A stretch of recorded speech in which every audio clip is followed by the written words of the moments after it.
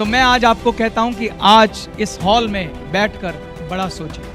पहले अपने लिए सोचिए, मेरे लिए प्रभु, मेरे लिए भगवान, मैं क्या सोचता हूं। जो जो आपके सपने हैं वो अपने कागज पे लिखिए कि मैं ये चाहता हूं, और खुल के लिखिए क्या चाहता हूं, बिल्कुल मत घबराइए। दूसरी लिखिए कंपनी के लिए, तीसरा लिखिए डाउनलाइन के लिए। जब मैं, मेरी कंपनी और डाउनलाइन के लिए आप सोचेंगे, ये होगा स्वार्थ। और फिर लिखिए देश के लिए कि जब मैं पैसा कमाऊंगा तो देश सेवा, लोक सेवा, पब्लिक सेवा के लिए मैं क्या करूं। ऐसी बड़ी सोच का संगम का बीज आज डालिए, फिर उसके बाद आगे की बात होती है।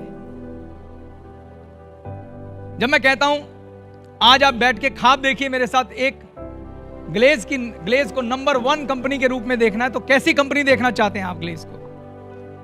भारत की सबसे बड़ी कंपनी, एथिकल कंपनी, जिसके पास दुनिया के सबसे अच्छे प्रोडक्ट, सबसे स्टेबल कंपनी, जिसका डंका देश विदेश में फैले, पूरे विश्व में कंपनी छाए।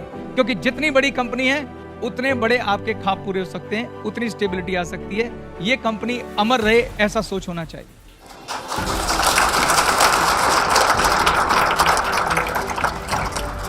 ग्लेज के सभी डिस्ट्रीब्यूटर ईमानदार, एथिकल, सच्चे इस रूप से जाने जाएं। ग्लेज की प्रतिष्ठा एक ईमानदार कंपनी के रूप में एस्टैब्लिश हो, ऐसा हो। ग्लेज के लिए लोग कसमें खाएं, ग्लेज का प्रोडक्ट है तो शानदार ही होगा, ऐसी सोच, ऐसी कंपनी की थॉट, ऐसे कंपनी का बीज आप डालिए आज मेरे साथ यहां बैठे। तो ये हो गई कंपनी के लिए हमारा स्वार्थ। ऐसी कंपनी जो राष्ट्र का निर्माण करे, ऐसी कंपनी जो लोग यहां आए उनका जीवन बदल के रख दे, उनका सोचने का तरीका बदल के रख दे। ऐसी कंपनी की बड़ी सोच आज बीज मेरे साथ डालिए दोस्तों।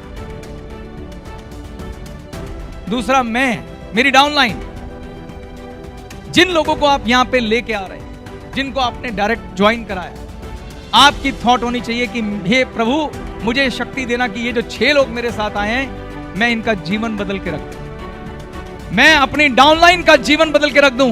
क्योंकि दुनिया की ये अकेली ऐसी काम करने की शैली है, जब उनकी लाइफ बदलेगी आपकी अपनी बदल जाएगी अपने आप। अपने बारे में यहां सोचने की जरूरत ही नहीं है, सिर्फ डाउनलाइन के लिए सोचिए। दिल का बिजनेस है, दिमाग का नहीं है। जो लोग दिमाग से काम करते हैं बहुत लंबा नहीं जाते। तो दूसरा बीज सोच का ये डालिए कि मेरे पास कम से कम प्रभु 6 लोगों का जीवन बदलने की ताकत देना, और जो लोग मेरे साथ आए मैं उनके साथ लग के मेहनत करूं, ईमानदारी के साथ मेहनत करूं और उनका जीवन बदल के रख दूं।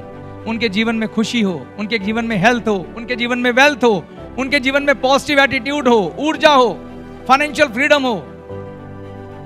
वो जो सपने लेके आए उनके सपने पूरे हों, और उसमें मेरी आहुति हो कि मैं अपना सब कुछ उनके साथ लगा दूं ताकि उन 6 लोगों का जीवन बदल जाए। यकीन मानिए, अगर उनका बदलेगा तो आपका तो बदलेगा ही बदलेगा, मगर भाव हमेशा यही रहने चाहिए। और फिर आखिरी में आता है मैं, यानी मेरे सपने।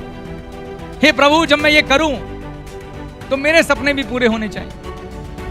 अब अपने सपनों के बारे में लिखिए, जितने बड़े लिख सकते हैं, वो आपका पर्सनल मैटर है। मैंने पहले ही बोला था, सपना सोच आपकी अपनी होती है। पड़ोसी से उधार मत लेना और उससे प्यार करना।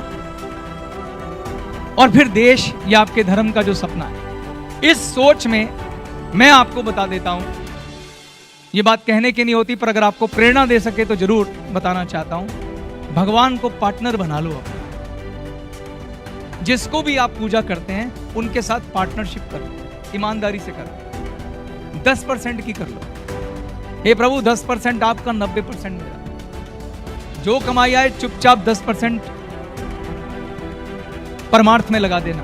परमार्थ आपका, जिसमें भी आपका मन हो, चाहे 100 रुपए का चेक आए, कोई उधारी नहीं। भगवान 10 रुपए बाद में दूं क्या? ऐसे नहीं चलेगा। अपने पार्टनर का पैसा दूध में धो के बाहर निकालना। आपकी इच्छा है, आप इस सुझाव को माने ना माने, पर मैं आपको बता रहा हूं जो हम करते हैं। मुझे नहीं पता आपके ग्रह नक्षत्र कैसे हैं, पर उसके बिल्कुल पक्के और परफेक्ट हैं। उनके चक्कर में आपकी नैया भी पार हो जाएगी। आपका पार्टनर कमाएगा तो आप भी तो कमाएंगे कि नहीं कमाएंगे? बताइए।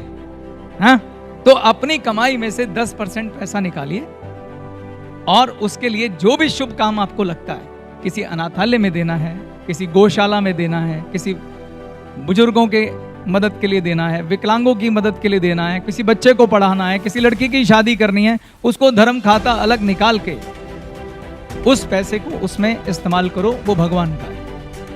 ठीक, तो एक हाथ में स्वार्थ और दूसरे हाथ में परमार्थ। तो आपने अपने लिए भी बड़ा सोच लिया, कंपनी के लिए भी बड़ा सोच लिया, और आपने डाउनलाइन के लिए भी बड़ा सोच लिया, और आपने परमार्थ के लिए भी बड़ा सोच लिया।